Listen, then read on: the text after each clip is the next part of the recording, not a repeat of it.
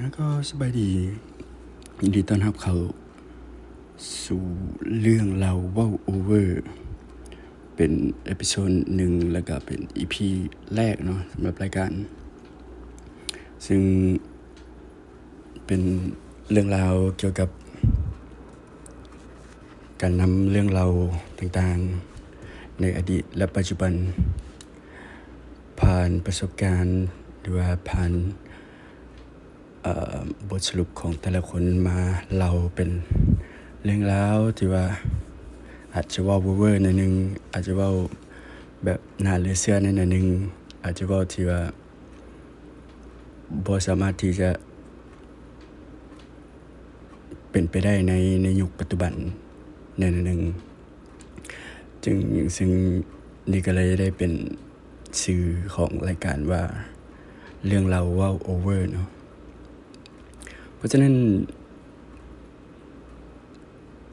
เปิดเรื่องใน EP นี้ก็นำเสนอเรื่องราวของงูเห่าเนาะที่เพิ่นได้ขนานนามว่าจะมีโตหนึ่งทุกๆ 5,000 ปีเนาะกับวิชามัดกระชากวิญญาณเนาะก็เลยเพราะว่ามันมีเกี่ยวโยงกันแล้วก็เป็นเรื่องเล่าที่ผ่านประสบการณ์เนาะก็เลยเอามาแชร์มาเป็นเรื่องเล่าให้ได้ฟังให้ได้ครับทราบช่วยถึงกันเนาะซึ่งเหตุการณ์มันเริ่มต้นอยู่นาทีชนบทแห่งหนึ่งเนาะเป็นเวลาค่อยเที่ยงกลุ่มวัยรุ่นชายประมาณ 4-5 คนก็หลังจากเมื่อยที่เลาะเล่นตามบ้านแล้วก็ชวนกัน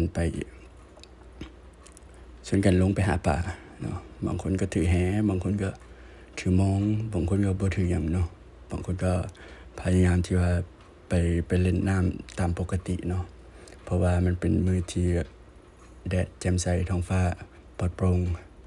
ก็มีอากาศที่อบอ้าวหน่อยนึงซึ่งเฮ็ดให้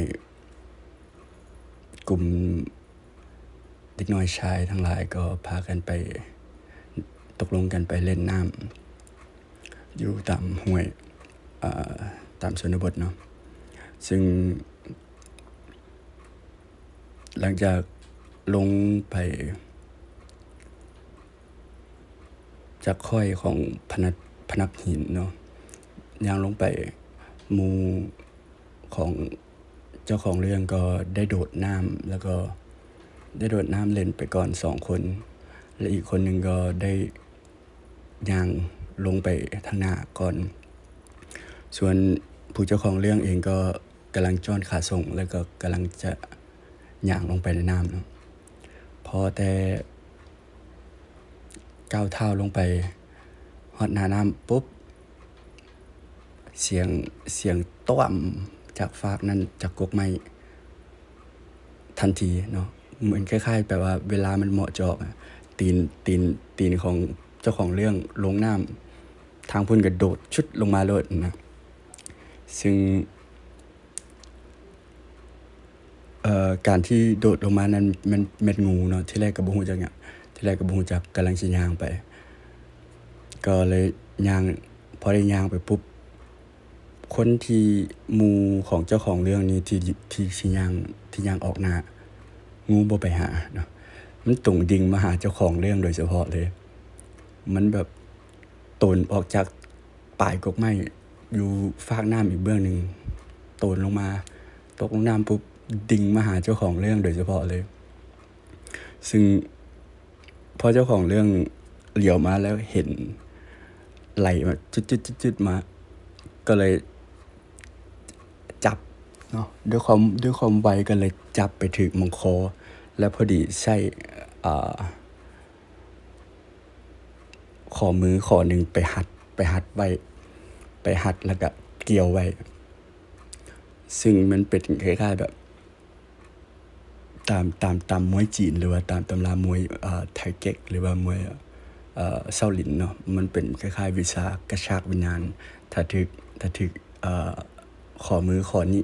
ยัดเข้าไปหม้องใดหม้องหนึ่งวิญญาณจะหลุดออกจากกายตามตำราที่เพิ่นได้เว้าแล้วก็ได้กล่าวขานกันมาเพราะฉะนั้นก็งูตัวนั้นก็จึงถึกปุ๊บเนาะ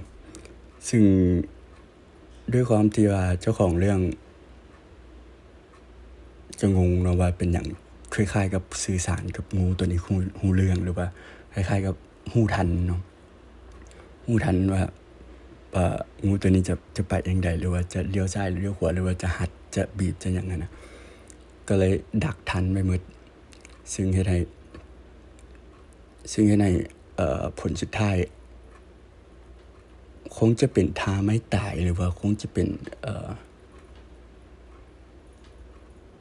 ตัวเลือกการป้องกันตัวของตัวสุดท้ายของงูชนิดนี้หรือมันเป็นคล้ายๆงูเห่าตามลำตัวก็มีป้องมีหอยมีคล้ายๆงูแม่เบี้ยเลยแต่ผิดสังเกตมองที่เกล็ดเนาะเกล็ดนี่เป็นคือเกล็ดป่าแข็งๆและสามารถผึ่งได้เนาะด้วยที่ว่าอาจจะเป็นการป้องกันตัวอันสุดท้ายของงูชนิดนี้หลังจากที่มันหมดหนทางที่จะสู้แล้วมันเริ่มพึ่งเจ็ดเนาะมันเริ่มจะพึ่งเจ็ดมันออกเป็นคล้ายๆแบบไก่ตีจะตีกันนะมันจะพึ่งขนทางคอมันแต่งูตัวนี้มันจะพึ่งออกอย่างด้วยตามที่ผู้เฒ่าเพิ่นเว้าว่าตามที่ผู้เฒ่าผู้แก่อยู่ตามบ้านที่เฮาได้ไปถามเนาะหลังจากเจอประสบการณ์แล้วเพิ่นว่านั่นเป็นการคลายพิษบ่ว่างูตัวนี้จะถึกหยังก็ตามมันจะคลายกลับคืนเหมือนคล้ายๆแบบสมมุติว่าเฮาใส่มันจังซี่มันก็ใส่กลับมาหาเอาคืนเหมือนกันนะแล้วตัวนี้การงะเก็ดแบบนี้คล้ายๆกับการที่ชุบชีวิตก็ได้เนาะคล้ายๆทุกครั้งที่งูเห่ากับจอห์นฟอนเนี่ยมาเจอกันหรือว่างูจงอางกับจอห์นฟอนมาเจอกันเนี่ยถ้าจอห์นฟอนตายปุ๊บงูเห่ามันจะเอาจังซี่แหละเอาตัวมันไปเกี่ยวแล้วมันก็จะคายเกล็ดของมันให้จอห์นฟอนได้ฟื้นเมื่อถ้าว่างูเห่าแพ้จอห์นฟอนมันก็จะไปเคี่ยวเอาหญ้าจากชนิดหนึ่งมาแล้วก็มาพ่นใส่งูเห่าก็ฟื้นเนาะตามตำราหรือว่าตามเรื่องเราที่เพิ่นได้บอกมาเนาะซึ่งย้อนกลับไปตอนที่มือเจาะเข้าไปในมองเจาะคอเนาะแล้วก็นี่ก็ได้กล่าวว่าอ้าวตกลงนี้กูนี่ก็เลยกล่าวว่ากูอ่านใจมึงออกแม้กระทั่งกูสิปล่อยมึงตอนนี้มึงยังสิซกกลับกูนี่ก็เลยเว้าไปจังซี่เนาะมึงก็ยังสิซกกลับกูบ่ฮู้ว่ากูไปสร้างเรื่องหยังกับมึงมาแต่ชาติกี่แต่ก่อนมึงตรงดิ่งมาหากะเอาชีวิตกูจนได้แต่กูบ่อยากสร้างบาปสร้างเวรกูบ่อยากฆ่าไผกูบ่อยาก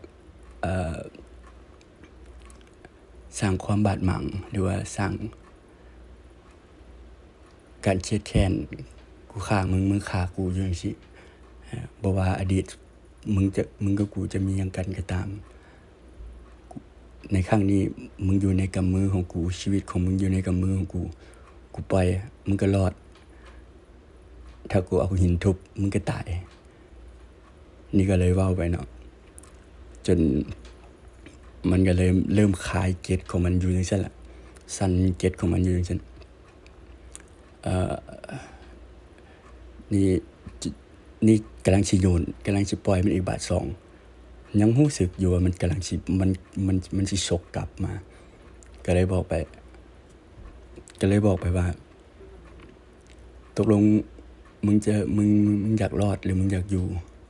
มึงอยากสู้จนตัวตายหรือมึงอยากอายที่กูอ่านใจมึงได้สัตว์เลื้อยคลานตัวเป็นใหญ่เป็นฮอด King of Cobra แต่มาถึกกูบักเด็กน้อยนี่ล่ะสิอ่านใจมึงออกมีหยังมึงก็ต้องบอกกูสิปล่อยมึงออกบ่ให้มึงตาย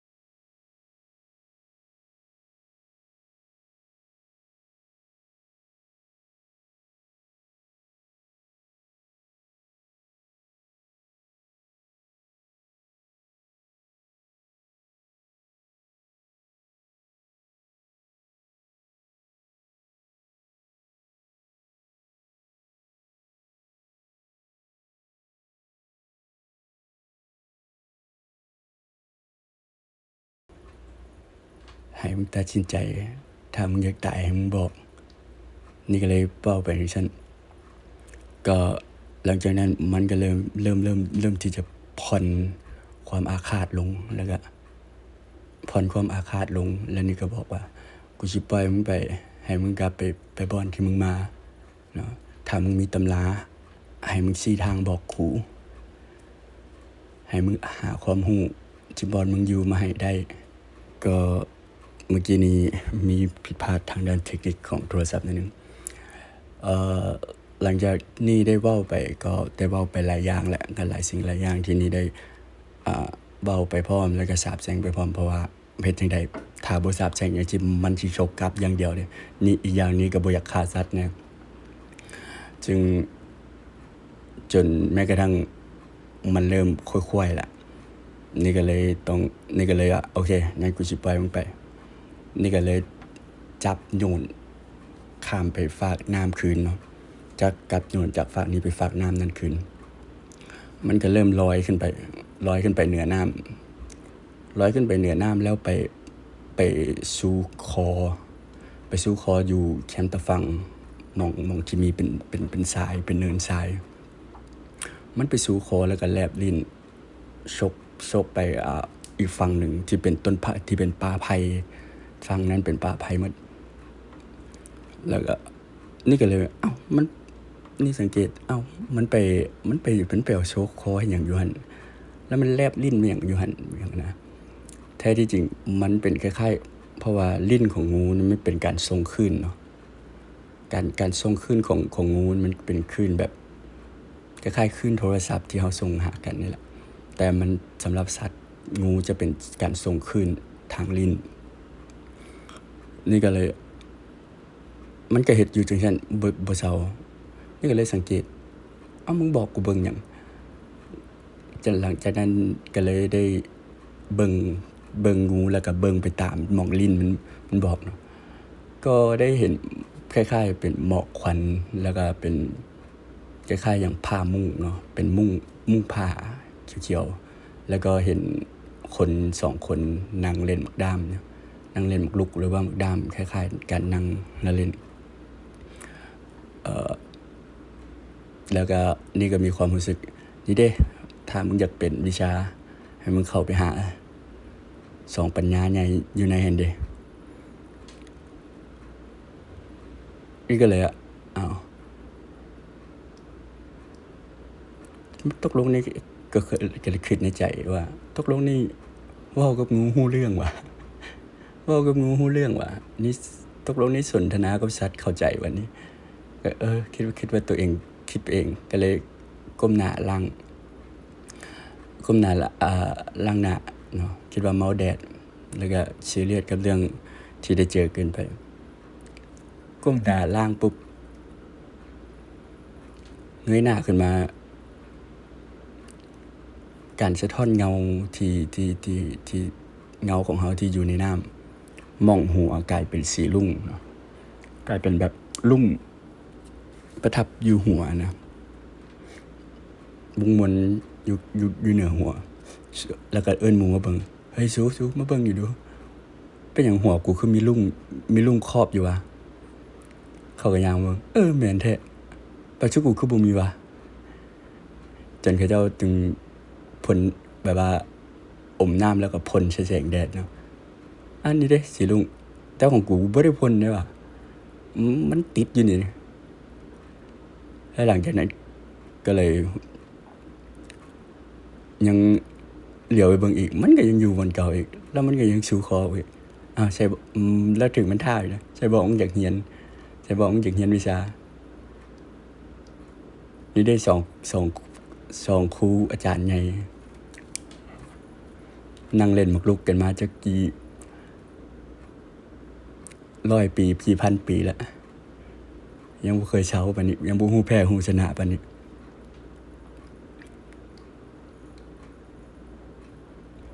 นี่ก็เลยว่าอันนี้แม่นหยังพวกนี้มาที่ไสเป็นหยังของเฮาคือบ่เคยเห็นที่จริงเพิ่นเป็นคล้ายๆแบบถ้านางจีนเขาเอิ้น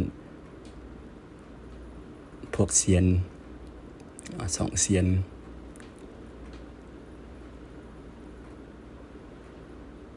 อยู่นั่งเล่นอยู่เนาะนี่ก็อีกอย่างหนึงเจ้าของเรื่องก็บ่จื้อว่าบอนที่เพิ่นนั่งเขาเอิ้นหยังเนาะบ่แน่ใจระหว่างเมืองไผ่น้ำหรือผักสลาลมเนาะเพราะว่ามันมี2-3ชื่อที่คล้ายๆหนังจีนนี่แหละบ่เปลี่ยนบ่แตกต่างกันหยังหลายและนี่ก็จนก็เลยชวนหมู่ว่าอ้าวจั่งใดเฮาก็สิย่างขึ้นไปทางเทิงพุ่นบ่ได้เพราะว่ามันเฝ้าอยู่หั่นมันบ่ยอมไปไสงูตัวนั้นมันยังแลบลิ้นอยู่หั่นบ่ไปไสก็เลยว่าบ่อยากไปวุ่นวายก็เลยชวนกันกลับเนาะพอชวนกันกลับมาฮอดแล้วก็นี่ก็เลยไปถามผู้เฒ่าอยู่บ้านเนาะไปถามพวกเป็นพราหมณ์บ่พวกเป็นผู้เฒ่าที่มักหาปูหาปลาบ่ถามตั้งแต่นะหัวยังบ่ทันงอกจนหัวงอกสักไม่กันเท่าจนได้เรื่องที่เพิ่นเล่ามันว่าเพิ่นได้เล่าว่ามีงูตัวหนึ่งที่ทุกๆ 5,000 ปีมันจะออกมาจากการจำศีลจะบินเหนืออากาศลงมาหน้าน้ำได้แล้วก็จะมีการคลายเกล็ดเป็นดังวิชาชุบชีวิตเนาะเป็นดังการชุบชีวิต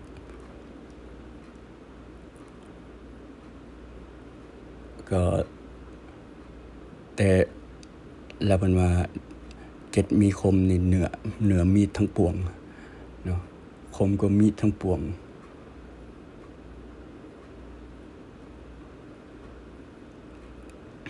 เป็นสัตว์อาวุธที่มีความคมมีความอันนั้นเนาะแต่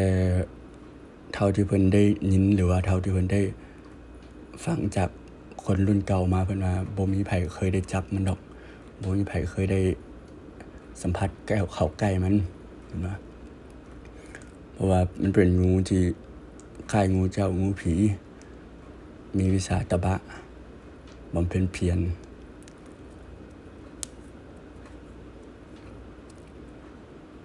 มันจะเฝ้าอยู่ในต้นไม้จนมันเขียนแก้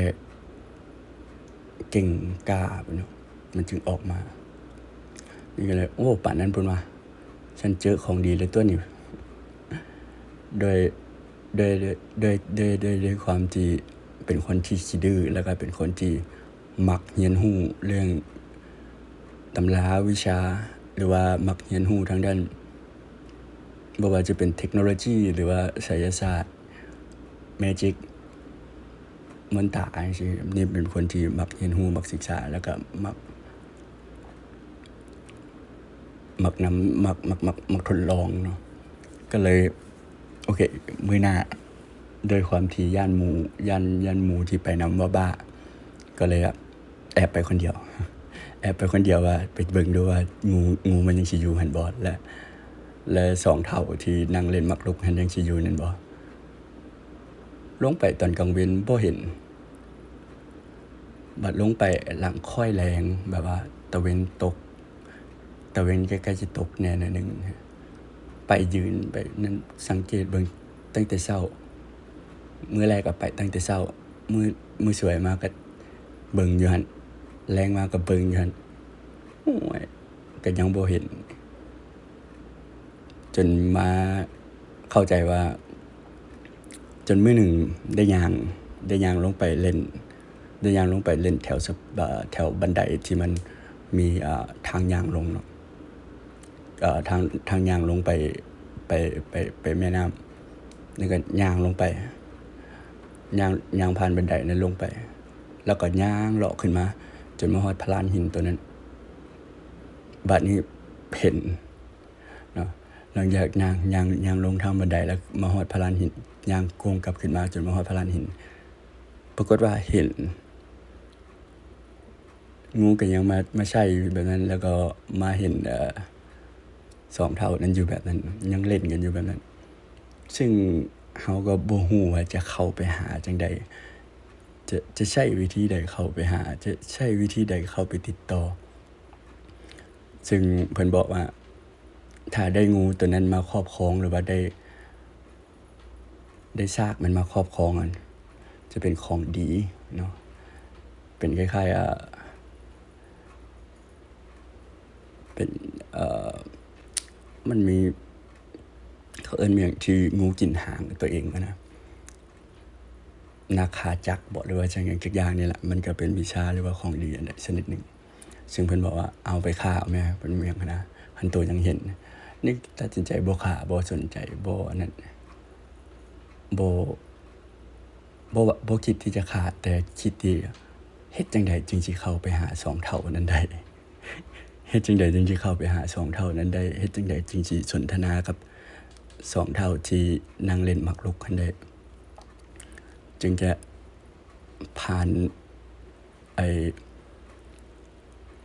มุ้งหรือว่าผ่านม่านกั้นม่านเขียวๆที่ว่าปกกั้นเข้าไปได้เนาะก็หาวิธีจนนี่ก็บ่ได้หาวิธีแบบหลายปานใดแต่ว่าพยายามที่จะติดต่อกับงูอย่างที่เราเคยแบบว่ารู้สึกได้ว่ามันบอกหยังมันเว้าหยังอะนะแต่ก็เฮ็ดบ่ได้คืออย่างเก่าคือมื้อแรกหลังจากนั้นก็ผ่านไปหลายปีเนาะก็บ่ได้ไปสนใจอิหยังเรื่องมันก็เริ่มบ่ได้อันนั้นก็ผ่านไปหลายปีจนมาเกือบณปัจจุบันเนาะก็ได้กลับไปอีกเทื่อหนึ่งก็ที่แรกมื้อแรกที่ย่างลงไปเบิ่งทำเลไปเบิ่งไปอาบน้ำไปนั่นไปนี่ก็บ่เห็นก็คือเก่าเนาะไปตอนกลางเว้นไปตอนเช้าก็บ่เห็นหยังพอดีมีมื้อหนึ่งที่บังเอิญมีปัญหากับทางบ้านเนาะก็ได้ย่างเลาะขึ้นไปทางภูแล้วก็ย่างลงมาแล้วก็ย่างบังเอิญได้ย่างลงไปทางบันไดเพราะวันนี้เจ้าของเรื่องก็บ่จื้อว่ามันมีเหตุการณ์หยังในตอนนั้นก็ทำแบบย่างลงไปแล้วก็ย่างกลับคืนไปว่าไปจั่งใดก็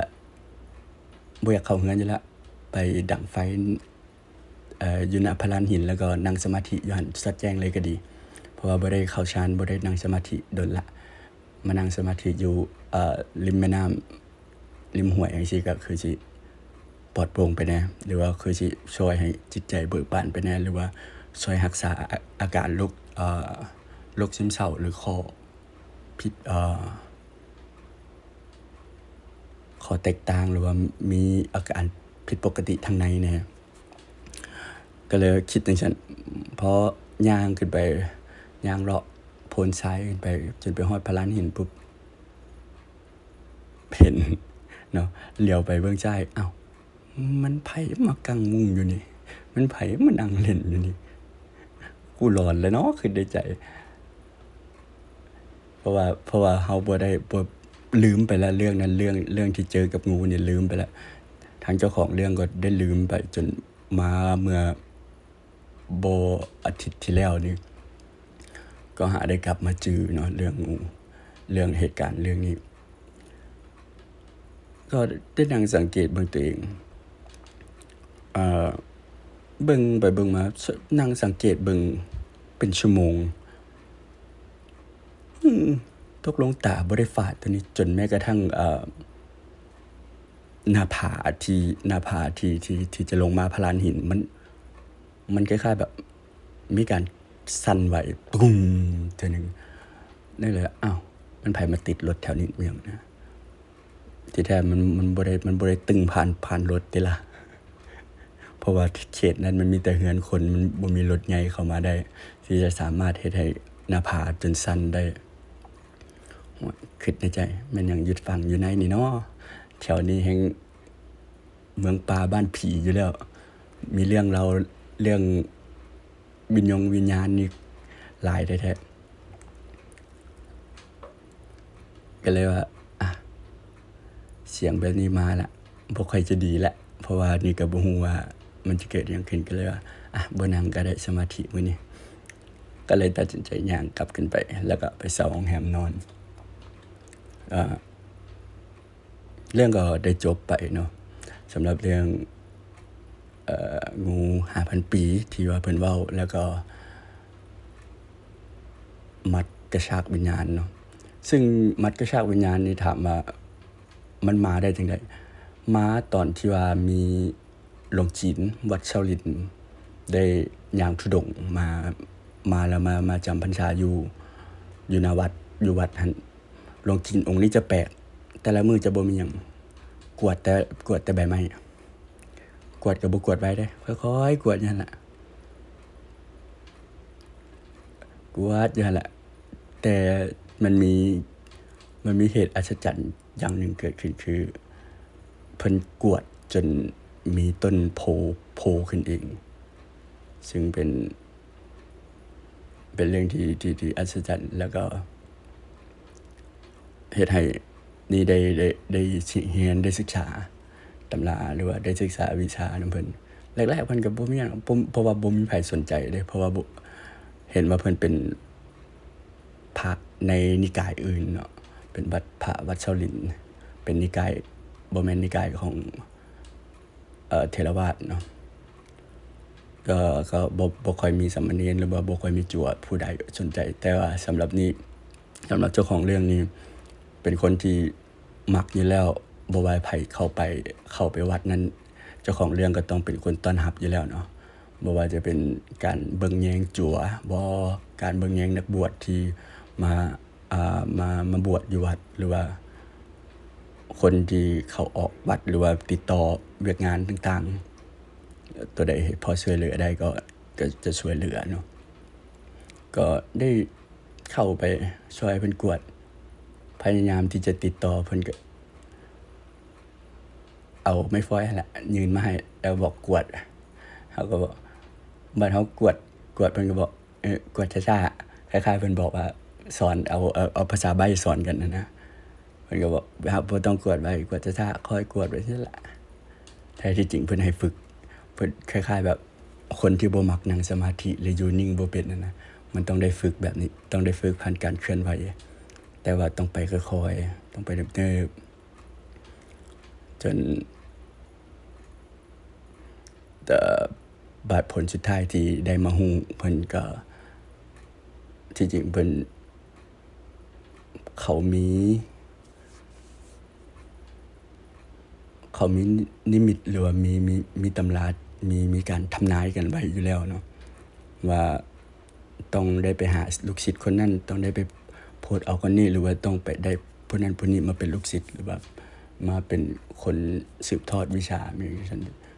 จึงได้ฮู้ว่าเพิ่นมาเพิ่นย่างธุดงค์มาจากจีนนี่มาเพื่อเฮาโดยเฉพาะหลังจากเพิ่นสอนเฮาแล้วเพิ่นก็บ่อยู่เลยนอกจากหายตัวไปไส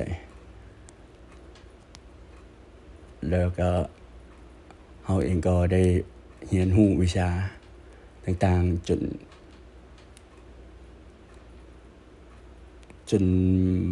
กระทั่งเขาไล่ออกจากบ้านแล้วก็ไปสร้างตูบเพราะว่าบ้านที่อยู่แถวนั้นมันจะมีหนองอยู่ทางหลังเนาะมันจะมีแม่น้ำอยู่ทางหลังนี่ก็ไปสร้างแพแล้วก็อยู่นำน้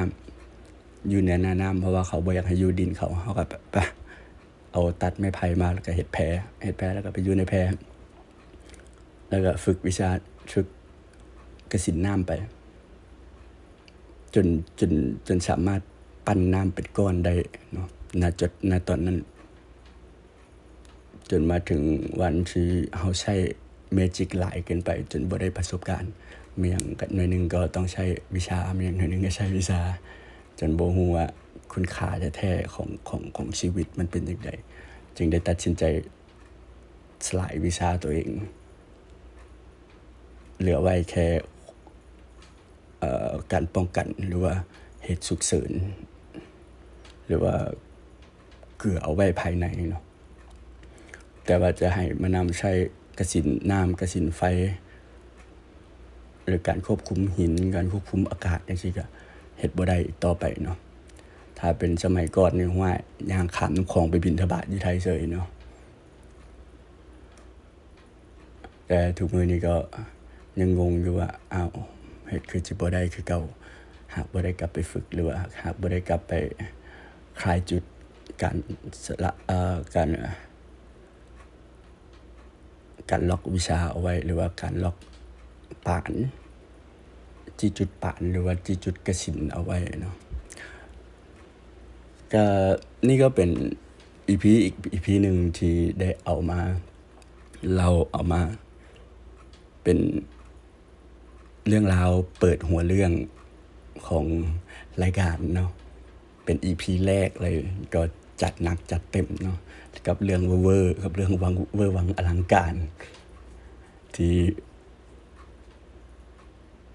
หากผู้ใดบ่ได้ผ่านประสบการณ์ก็จะ